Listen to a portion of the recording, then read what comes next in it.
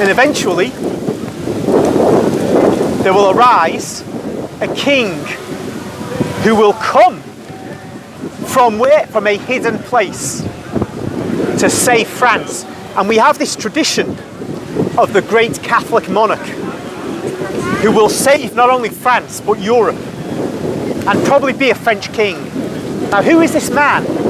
Well, it's very mysterious, but you know, at the time of the French Revolution, we had the Bourbon kings reigning in France. The last king, Louis XVI, and Louis is he has a son, and that's Louis XVII, and he becomes king upon the execution of Louis XVI. But he, it said, he's imprisoned by the revolution, and he dies in prison. Or does he? That's the big question. Well, the general assumption is Louis XVI, the boy king, dies in prison, and that's the end of the direct line. But then when there's a restoration of France after the revolution, you get a French king arising in the Bourbon line. I think he's the uncle of Louis XVI, something like that. He dies childless. So that's seems to be the end of the Bourbon line. And then we have a competing line in France for the monarchy, the Orleanist line.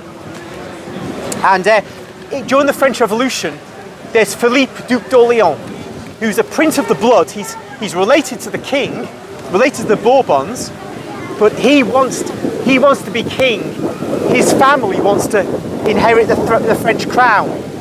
And Philippe, Duc d'Orléans, is hated by many French monarchists because he voted with the revolution for the execution of King Louis XVI.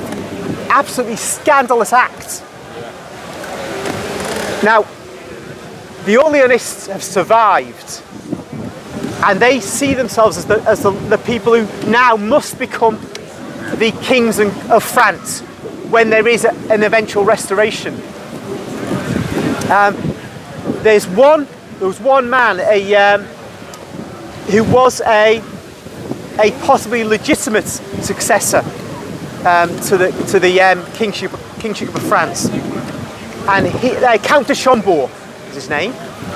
And after the fall of, and I must not get my dates too mixed up, but I will get them a little mixed up.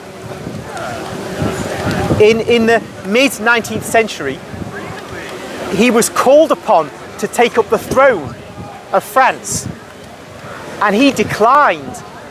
He said he would not do it because until they got rid of the tricolour, you know, the red, white and blue, because that was the flag of the revolution. And they sought to have a compromise to put the monarchic emblem, in the tricolour, and he said no, that's not good enough, and so he never became king. Well, the question is, was that really the reason?